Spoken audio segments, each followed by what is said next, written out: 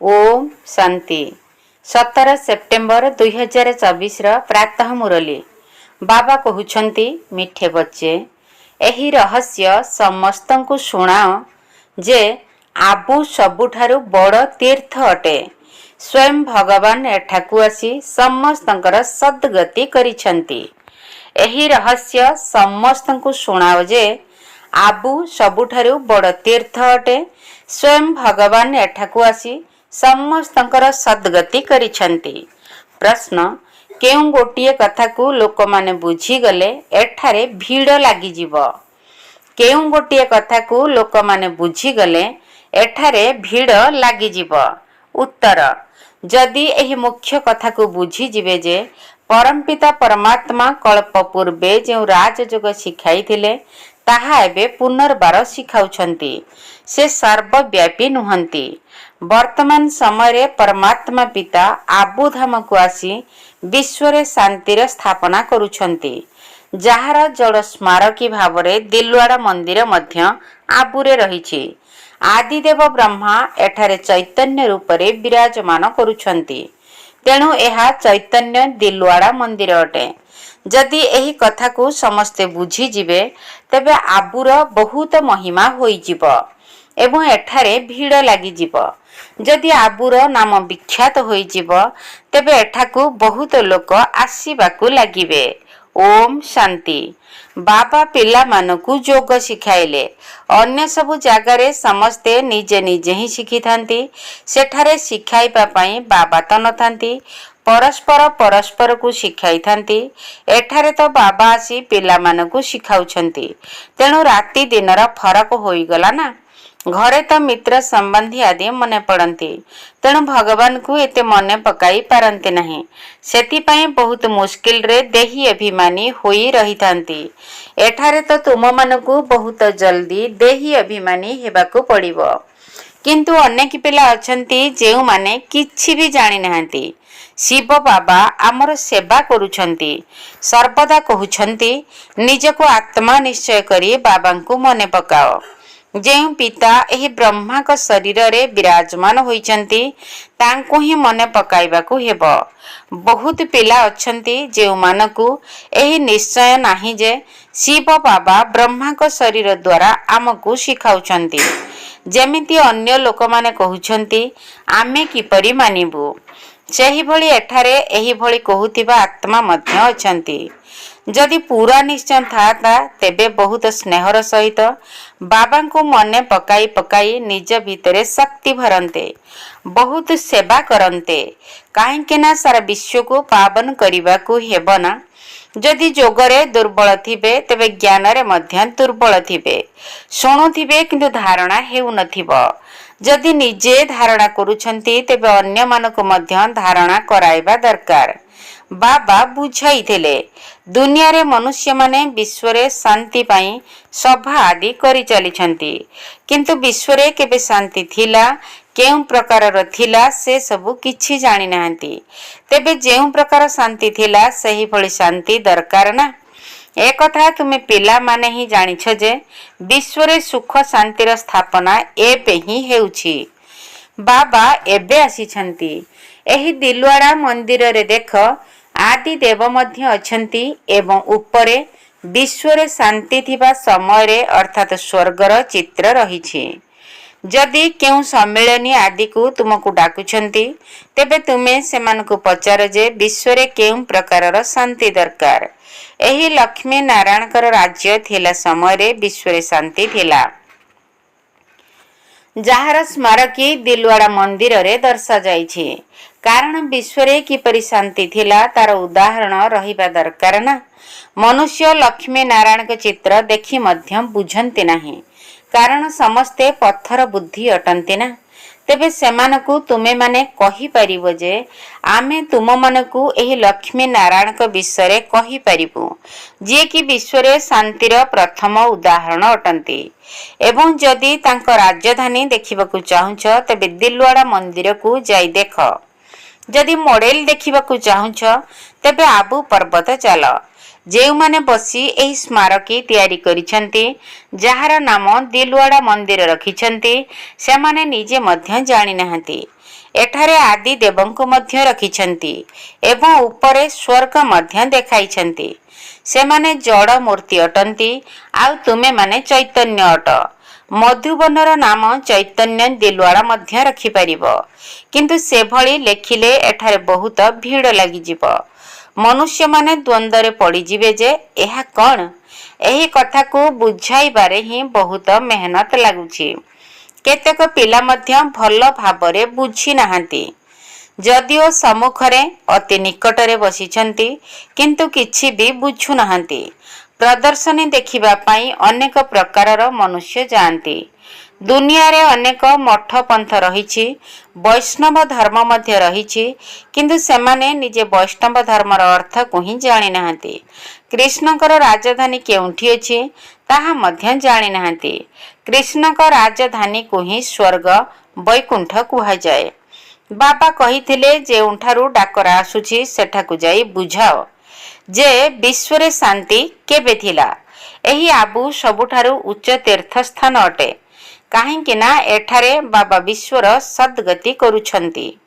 ଯଦି ତାଙ୍କର ସ୍ମାରକୀ ଦେଖିବାକୁ ଚାହୁଁଛ, ତେବେ ଆବୁ ପର୍ବତରେ ଥିବା ଦିଲୱାଡ଼ା ମନ୍ଦିରକୁ ଦେଖ। ବାବା ବିଶ୍ୱରେ ଶାନ୍ତି କିପରି ସ୍ଥାପନ କରିଥିଲେ, ଦିଲୱାଡ଼ା ମନ୍ଦିର ହେଉଛି ତାହାର ସ୍ମାରକୀ। ଏକଥା ଶୁଣି ବହୁତ ଲୋକ ଖୁସି ହୋଇଯିବେ। ଜୈନମାନେ ମଧ୍ୟ ବହୁତ ଖୁସି ହୋଇଯିବେ। ତୁମେମାନେ ସେମାନଙ୍କୁ ବୁଝାଅ, ଏହି ପ୍ରଜାପିତା ବ୍ରହ୍ମା ଆମର ପିତା ଅର୍ଥାତ୍ ଆଦି ଦେବ ଅଟନ୍ତି। ତୁମେମାନେ ସେମାନଙ୍କୁ ବହୁତ ବୁଝାଉଛ, କିନ୍ତୁ ସେମାନେ ବୁଝୁନାହାନ୍ତି। କହୁଛନ୍ତି ଜଣାନାହିଁ ବ୍ରହ୍ମା କୁମାରୀମାନେ କ'ଣ କହୁଛନ୍ତି। ତେଣୁ ଏବେ ତୁମମାନଙ୍କୁ ଆବୁର ବହୁତ ମହିମା କରି ଲୋକମାନଙ୍କୁ ବୁଝାଇବା ଦରକାର। ଆବୁ ହେଉଛି ସବୁଠାରୁ ଶ୍ରେଷ୍ଠ ତୀର୍ଥସ୍ଥାନ। ଏ କଥା ବମ୍ବେରେ ମଧ୍ୟ ବୁଝାଇ ପାରିବ ଯେ ଆବୁ ହେଉଛି ସବୁଠାରୁ ଉଚ୍ଚ ତୀର୍ଥସ୍ଥାନ, କାରଣ ପରମପିତା ପରମାତ୍ମା ଆବୁରେ ଆସି ସ୍ୱର୍ଗର ସ୍ଥାପନା କରୁଛନ୍ତି। ବାବା ସ୍ୱର୍ଗର ରଚନା କରୁଛନ୍ତି, ଯାହାର ସ୍ମାରକୀ ଏବଂ ଆଦିଦେବଙ୍କର ସ୍ମାରକୀ ସବୁ ଆବୁରେ ଅଛି, ଯାହାକୁ କୌଣସି ମନୁଷ୍ୟ ଜାଣିନାହାନ୍ତି। ଆମେ ଏବେ ଜାଣିଗଲୁଣି, କିନ୍ତୁ ତୁମେମାନେ ଜାଣିନାହଁ। ସେଥିପାଇଁ ଆମେ ତୁମକୁ ବୁଝାଉଛୁ। ପ୍ରଥମେ ସେମାନଙ୍କୁ ପଚାର, ତୁମେ କେଉଁ ପ୍ରକାରର ଶାନ୍ତିର ଆଶା କରୁଛ, ତାହା କେବେ ଦେଖିଛ? ବିଶ୍ୱରେ ଶାନ୍ତି ତ ଏହି ଲକ୍ଷ୍ମୀ ନାରାୟଣଙ୍କର ରାଜ୍ୟରେ ଥିଲା। ଏକମାତ୍ର ଆଦି ସନାତନ ଦେବୀ ଦେବତା ଧର୍ମ ଥିଲା। ଏହାଙ୍କର ହିଁ ରାଜ୍ୟ ଥିଲା। ଚାଲନ୍ତୁ ଆମେ ତୁମକୁ ସେମାନଙ୍କ ରାଜଧାନୀର ସ୍ମାରକୀ ଆବୁରେ ଦେଖାଇଦେବୁ। ଏହି ଦୁନିଆ ତ ପୁରୁଣା ପତିତ ଦୁନିଆ, ଏହାକୁ ନୂଆ ଦୁନିଆ ତ କହିପାରିବା ନାହିଁ। ଏଠାରେ କେବଳ ନୂଆ ଦୁନିଆର ସ୍ମାରକୀ ରଖାଯାଇଛି। ନୂଆ ଦୁନିଆ ଏବେ ସ୍ଥାପନା ହେଉଛି, ଏକଥା କେବଳ ତୁମେମାନେ ହିଁ ଜାଣିଛ। ତେଣୁ ତୁମେ ଅନ୍ୟମାନଙ୍କୁ ବୁଝାଉଛ, କିନ୍ତୁ ekatha ସମସ୍ତେ ଜାଣିନାହାନ୍ତି, ନା କେହି କହିପାରୁଛନ୍ତି, ନା ତାଙ୍କ ବୁଦ୍ଧିରେ ଆସୁଛି। କିନ୍ତୁ ekatha ବହୁତ ସହଜ। ଉପରେ ସ୍ୱର୍ଗ ରାଜଧାନୀ ଦର୍ଶାଯାଇଛି ଏବଂ ତଳେ ଆଦିଦେବ ବସିଛନ୍ତି, ଯାହାକୁ ଏଡମ୍ ମଧ୍ୟ କୁହାଯାଏ। ସିଏ ହିଁ ଆଦି ପିତା ଅଟନ୍ତି। ତୁମେମାନେ ଯଦି ଏଭଳି ମହିମା ଶୁଣାଇବ, ତେବେ ଲୋକେ ଶୁଣି ବହୁତ ଖୁସି ହେବେ। ବାସ୍ତବରେ ଏହା ସଠିକ୍। ତାଙ୍କୁ କୁହ, ତୁମେମାନେ କୃଷ୍ଣଙ୍କର ମହିମା ଗାୟନ କରୁଛ, କିନ୍ତୁ ତାଙ୍କ ବିଷୟରେ କିଛି ବି ଜାଣିନାହଁ। କୃଷ୍ଣ ତ ବୈକୁଣ୍ଠର ମହାରାଜା ଅର୍ଥାତ୍ ବିଶ୍ୱର ମାଲିକ ଥିଲେ। ଯଦି ତାଙ୍କର ସ୍ମାରକୀ ଦେଖିବାକୁ ଚାହୁଁଛ, ତେବେ ଆବୁ ଚାଲ, ତୁମମାନଙ୍କୁ ବୈକୁଣ୍ଠର ସ୍ମାରକୀ ଦେଖାଇବୁ। ସିଏ କିପରି ପୁରୁଷୋତ୍ତମ ସଙ୍ଗମ ଯୁଗରେ ରାଜଯୁଗ ଶିଖୁଛନ୍ତି, ଯାହାଦ୍ୱାରା ବିଶ୍ୱର ମାଲିକ ହେଉଛନ୍ତି, ତାହାର ସ୍ମାରକୀ ମଧ୍ୟ ତୁମକୁ ଦେଖାଇବୁ। ସଙ୍ଗମ ଯୁଗରେ କିପରି ତପସ୍ୟା କରୁଛନ୍ତି ତାହା ମଧ୍ୟ ଦେଖାଇବୁ। ବାସ୍ତବରେ ଯାହା ହୋଇଥିଲା ତାହାର ସ୍ମାରକୀ ଦେଖାଇବୁ। ଶିବ ବାବା, ଯିଏକି ଲକ୍ଷ୍ମୀ ନାରାୟଣଙ୍କର ରାଜଧାନୀ ସ୍ଥାପନା କରିଥିଲେ, ତାଙ୍କର ମଧ୍ୟ ଚିତ୍ର ଅଛି। ଅମ୍ବାଙ୍କର ମନ୍ଦିର ମଧ୍ୟ ଅଛି। ଅମ୍ବାଙ୍କର କୌଣସି 10-20 ଭୁଜା ନାହିଁ, ଭୁଜା ତ 2ଟି ହିଁ ଥାଏ। ତୁମେ ଯଦି ଆସିବ, ଆମେ ତୁମକୁ ଦେଖାଇଦେବୁ। ବୈକୁଣ୍ଠ ମଧ୍ୟ ଦେଖାଇବୁ। ବାବା ଆବୁ ପର୍ବତରେ ଆସି ହିଁ ସାରା ବିଶ୍ୱକୁ ସ୍ୱର୍ଗ କରୁଛନ୍ତି। ସଦ୍ଗତି ଦେଉଛନ୍ତି। ଆବୁ ହେଉଛି ସବୁଠାରୁ ବଡ଼ ତୀର୍ଥସ୍ଥାନ। ସବୁ ଧର୍ମର ଲୋକମାନଙ୍କର ସଦ୍ଗତି ଏକମାତ୍ର ବାବା ହିଁ କରୁଛନ୍ତି। ତାଙ୍କର ସ୍ମାରକୀ ଯଦି ଦେଖିବାକୁ ଚାହୁଁଛ ତେବେ ଆବୁକୁ ଚାଲ। ଆବୁର ଏହିଭଳି ବହୁତ ମହିମା ତୁମେ ସବୁ ସ୍ଥାନରେ କରିପାରିବ, କାରଣ ତୁମମାନଙ୍କୁ ସବୁ ସ୍ମାରକୀ ଦେଖାଇ ଦିଆଯାଇଛି। ଖ୍ରୀଷ୍ଟିଆନ ମାନେ ମଧ୍ୟ ଜାଣିବାକୁ ଚାହୁଁଛନ୍ତି ପ୍ରାଚୀନ ଭାରତର ରାଜଯୁଗ କିଏ ଶିଖାଇଥିଲେ, ତାହା କି ପ୍ରକାରର ଥିଲା। ତାଙ୍କୁ କୁହ, ଆବୁକୁ ଚାଲନ୍ତୁ ଦେଖାଇବୁ। ମନ୍ଦିରର ଉପରି ଭାଗରେ ବୈକୁଣ୍ଠର ସଠିକ ଚିତ୍ର ତିଆରି କରିଛନ୍ତି। ତୁମେମାନେ ଏଭଳି ତିଆରି କରିପାରିବ ନାହିଁ, ତେବେ ସେମାନଙ୍କୁ ଏହିଭଳି ଭଲ ଭାବରେ ବୁଝାଇବାକୁ ହେବ। ପର୍ଯ୍ୟଟକମାନେ ଭ୍ରମିତ ହେଉଛନ୍ତି, ସେମାନେ ମଧ୍ୟ ଆସି ବୁଝନ୍ତୁ। ତୁମର ଏହି ଆବୁ ତୀର୍ଥର ନାମ ଯେତେବେଳେ ବିଖ୍ୟାତ ହୋଇଯିବ, ସେତେବେଳେ ବହୁତ ଆସିବେ। ଆବୁ ବହୁତ ପ୍ରସିଦ୍ଧ ହୋଇଯିବ। ତୁମମାନଙ୍କୁ ସମ୍ମିଳନୀ ଆଦିରେ ନିମନ୍ତ୍ରଣ ଦେଉଛନ୍ତି। କେତେକ ପଚାରୁଛନ୍ତି ମଧ୍ୟ ବିଶ୍ୱରେ ଶାନ୍ତି କିପରି ହେବ। ତୁମେମାନେ ତାଙ୍କୁ ପଚାରିବା ଦରକାର ଯେ ବିଶ୍ୱରେ ଶାନ୍ତି କେବେ ଥିଲା, ତାହା ଜାଣିଛ? ବିଶ୍ୱରେ ଶାନ୍ତି କିପରି ଥିଲା? ଚାଲ ଆମେ ତୁମକୁ ବୁଝାଇବୁ, ସବୁ ସ୍ମାରକୀ ଦେଖାଇବୁ। ଏଭଳି ସ୍ମାରକୀ ଆଉ କେଉଁଠି ବି ନାହିଁ। ଆବୁ ହିଁ ସବୁଠାରୁ ଉଚ୍ଚ ତୀର୍ଥସ୍ଥାନ, ଯେଉଁଠାକୁ ଆସି ବାବା ବିଶ୍ୱରେ ଶାନ୍ତି ସ୍ଥାପନା କରୁଛନ୍ତି ଏବଂ ସମସ୍ତଙ୍କର ସଦ୍ଗତି କରୁଛନ୍ତି। ଏହି କଥାକୁ ଅନ୍ୟ କେହି ଜାଣିନାହାନ୍ତି। ତୁମ ପିଲାମାନଙ୍କ ଭିତରେ ମଧ୍ୟ କ୍ରମାନୁସାରେ ଅଛନ୍ତି। ଯଦିଓ ବଡ଼ ବଡ଼ ମହାରଥୀ ମ୍ୟୁଜିୟମ ଆଦି ସମ୍ଭାଳୁଛନ୍ତି, କିନ୍ତୁ କିଏ ଭଲ ଭାବରେ ବୁଝାଉଛନ୍ତି ନା ନାହିଁ ଏ କଥା ତ ବାବା ପରଖୁଛନ୍ତି ନା। ବାବା ସବୁ କିଛି ଜାଣିଛନ୍ତି। ଯିଏ ଯେଉଁଠି ଅଛନ୍ତି ସମସ୍ତଙ୍କ ବିଷୟରେ ଜାଣିଛନ୍ତି। କିଏ କିଏ ପୁରୁଷାର୍ଥ କରୁଛନ୍ତି, ସେମାନେ କି ପଦପ୍ରାପ୍ତ କରିବେ, ସବୁ କିଛି ଜାଣିଛନ୍ତି। ଯଦି ଏହି ସମୟରେ ଶରୀର ଛାଡ଼ିଦେବେ ତେବେ କିଛି ବି ପଦ ପାଇବେ ନାହିଁ। ସେମାନେ ଯୋଗର ଯାତ୍ରାର ମେହନତ ବୁଝିପାରନ୍ତି ନାହିଁ। ବାବା ପ୍ରତିଦିନ ନୂଆ ନୂଆ କଥା ବୁଝାଉଛନ୍ତି। କହୁଛନ୍ତି ଏଭଳି ଏଭଳି ବୁଝାଇ ସେମାନଙ୍କୁ ନେଇ ଆସ। ଏଠାରେ ତ ସ୍ମାରକୀ ସଦା ସର୍ବଦା ରହିଛି। ବାବା କହୁଛନ୍ତି ମୁଁ ମଧ୍ୟ ଏଠାରେ ଅଛି, ଆଦିଦେବ ମଧ୍ୟ ଅଛନ୍ତି ଏବଂ ବୈକୁଣ୍ଠ ମଧ୍ୟ ଅଛି। ଦିନ ଆସିବ ଆବୁର ବହୁତ ମହିମା ବଢ଼ିଯିବ, କେତେ ପ୍ରସିଦ୍ଧ ହୋଇଯିବ। ଯେମିତି କୁରୁକ୍ଷେତ୍ରକୁ ଆକର୍ଷକ କରିବା ପାଇଁ କୋଟି କୋଟି ଟଙ୍କା ଖର୍ଚ୍ଚ କରି ଚାଲିଛନ୍ତି। ସେଠାରେ କେତେ ଲୋକ ଏକାଠି ହେଉଛନ୍ତି। ସେଠାରେ କେତେ ଅପରିଷ୍କାର ଦୁର୍ଗନ୍ଧ ହେଉଥାଏ, ସେ କଥା ନ କହିଲେ ଭଲ। କେତେ ଭିଡ଼ ଲାଗିଯାଉଛି। ସମାଚାର ଆସିଥିଲା ଭଜନ ମଣ୍ଡଳୀର ଗୋଟିଏ ବସ୍ ନଦୀରେ ବୁଡ଼ିଗଲା। ତେବେ ଏସବୁ ଦୁଃଖ ହେଲା ନା? ଏଠାରେ ତ ଅକାଳ ମୃତ୍ୟୁ ହୋଇ ଚାଲିଛି। ସତ୍ୟ ଯୁଗରେ କିନ୍ତୁ ଏମିତି କିଛି ହୁଏ ହିଁ ନାହିଁ। ଏସବୁ କଥା ତୁମେମାନେ ହିଁ ବୁଝାଇ ପାରିବ। ବୁଝାଇଲା ବାଲା ମଧ୍ୟ ବହୁତ ବୁଦ୍ଧିମାନ ହୋଇଥିବା ଦରକାର। ବାବା ଜ୍ଞାନର ପମ୍ପ ଦେଉଛନ୍ତି, ବୁଦ୍ଧିରେ ଧାରଣ କରାଉଛନ୍ତି। ଦୁନିଆର ମନୁଷ୍ୟ ଏହି କଥାକୁ ବୁଝନ୍ତି ନାହିଁ। ସେମାନେ ଭାବନ୍ତି ଏମାନେ ନୂଆ ଦୁନିଆ ଭ୍ରମଣ କରିବାକୁ ଯାଉଛନ୍ତି। ବାବା କହୁଛନ୍ତି ଏହି ପୁରୁଣା ଦୁନିଆ ଏବେ ବିନାଶ ହୋଇଯିବ।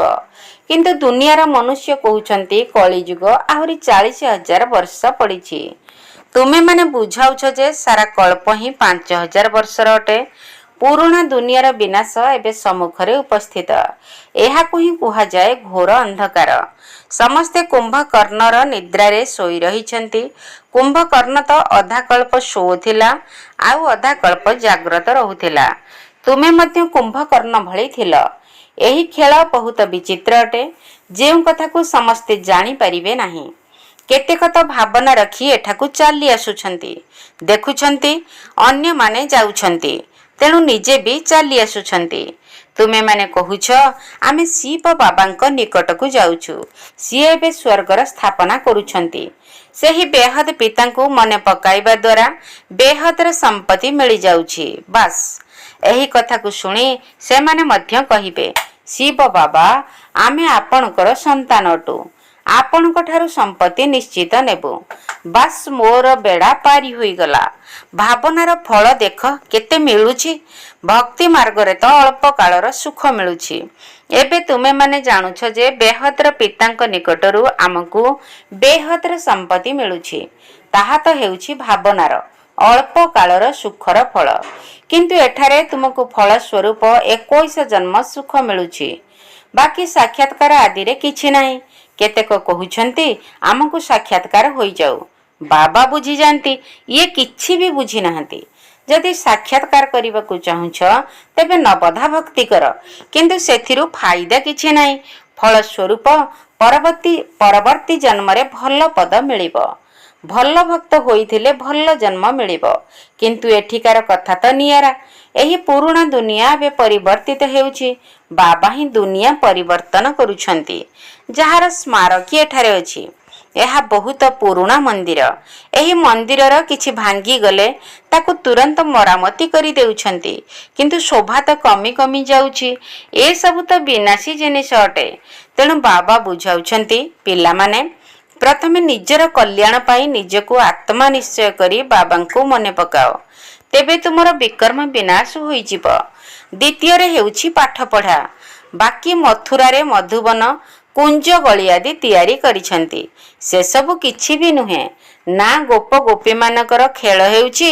ଏହି କଥା ବୁଝାଇବାରେ ହିଁ ବହୁତ ମେହନତ କରିବାକୁ ପଡୁଛି। ତେଣୁ ଗୋଟିଏ ଗୋଟିଏ ପଏଣ୍ଟ ଭଲ ଭାବରେ ବୁଝାଅ। ସମ୍ମିଳନୀରେ ମଧ୍ୟ ବୁଝାଇବା ପାଇଁ ଯୋଗଯୁକ୍ତ ସ୍ଥିତି ହୋଇଥିବା ଦରକାର। ଯଦି ଖଣ୍ଡାରେ ଧାର ନଥିବ ତେବେ ଅନ୍ୟକୁ ତୀର ଲାଗିବ ନାହିଁ। ତେଣୁ ବାବା କହୁଛନ୍ତି ପିଲାମାନଙ୍କର ସ୍ଥିତି ମଜବୁତ ହେବାରେ ବିଳମ୍ବ ହେଉଛି। ଯଦି ଏବେ ସମସ୍ତେ ମାନିଯିବେ ଯେ ପରମାତ୍ମା ସର୍ବବ୍ୟାପୀ ନୁହନ୍ତି, ତେବେ ଏଠାରେ ବହୁତ ଭିଡ଼ ଲାଗିଯିବ। କିନ୍ତୁ ଏବେ ସେହି ସମୟ ହୋଇନାହିଁ। ସେମାନେ ଗୋଟିଏ ମୁଖ୍ୟ କଥା ବୁଝି ନିଅନ୍ତୁ ଯେ ଯେଉଁ ପିତା ରାଜଯୁଗ ଶିଖାଇଥିଲେ ସିଏ ଆସି ବର୍ତ୍ତମାନ ପୁନଃ ରାଜଯୁଗ ଶିଖାଉଛନ୍ତି। କିନ୍ତୁ ମନୁଷ୍ୟ ଶିବ ବାବାଙ୍କ ନାମ ବଦଳରେ କୃଷ୍ଣଙ୍କ ନାମ ଲେଖି ଦେଇଛନ୍ତି, ଯିଏକି ଏବେ ଶ୍ୟାମଳ ମାନେ ପତିତ ହୋଇଯାଇଛନ୍ତି। କେତେ ବଡ଼ ଭୁଲ କରି ଦେଇଛନ୍ତି। ଏହା ଦ୍ୱାରା ହିଁ ତୁମର ବେଡ଼ା ଡୁବି ଯାଇଛି। ବର୍ତ୍ତମାନ ବାବା ବୁଝାଉଛନ୍ତି ଏହି ପାଠ ହେଉଛି ରୋଜଗାରର ଉତ୍ସ। ନିଜେ ଭଗବାନ ମନୁଷ୍ୟମାନଙ୍କୁ ଦେବତା କରିବା ପାଇଁ ରାଜଯୁଗର ପାଠ ପଢ଼ାଇବାକୁ ଆସୁଛନ୍ତି। ଏଥିରେ ପବିତ୍ର ମଧ୍ୟ ନିଶ୍ଚିତ ହେବାକୁ ପଡ଼ିବ। ଦୈବୀ ଗୁଣ ମଧ୍ୟ ଧାରଣ କରିବାକୁ ହେବ। ସମସ୍ତେ ତ କ୍ରମାନୁସାରେ ଧାରଣ କରୁଛନ୍ତି। ଯେତେ ବି ସେବା କେନ୍ଦ୍ର ଅଛି ସବୁ କ୍ରମାନୁସାରେ ଅଛି। ଏବେ ସମ୍ପୂର୍ଣ୍ଣ ରାଜଧାନୀ ସ୍ଥାପନ ହେଉଛି। ଏହା କ'ଣ ମାଉସୀ ଘର କଥା କି? ସମସ୍ତଙ୍କୁ ବୁଝାଅ ଯେ ସତ୍ୟ ଯୁଗକୁ ହିଁ ସ୍ୱର୍ଗ କୁହାଯାଏ। କିନ୍ତୁ ସେଠାରେ କିପରି ରାଜ୍ୟ ଚାଲୁଛି? ଯଦି ଦେବତାମାନଙ୍କର ସଂଗଠନ ଦେଖିବାର ଅଛି ତେବେ ଆବୁ ଚାଲ। ଏମିତି ଅନ୍ୟ କୌଣସି ମନ୍ଦିର ନାହିଁ ଯେଉଁଠାରେ ଉପରି ଭାଗରେ ସତ୍ୟ ଯୁଗର ଦୃଶ୍ୟ ରହିଛି। ଯଦିଓ ଆଜମେରରେ ସ୍ୱର୍ଗର ମଡେଲ ଅଛି, କିନ୍ତୁ ତାହା ଭିନ୍ନ ପ୍ରକାରର। କିନ୍ତୁ ଏଠାରେ ଆଦି ଦେବ ମଧ୍ୟ ଅଛନ୍ତି। ସତ୍ୟଯୁଗ କିଏ ଏବଂ କିପରି ସ୍ଥାପନ କରିଲେ ତାହାର ଏହା ହେଉଛି ସଠିକ ସ୍ମାରକୀ। ଏବେ ଆମେ ଏହାର ନାମ ଚୈତନ୍ୟ ଦିଲୱାଡା ରଖିପାରିବା ନାହିଁ।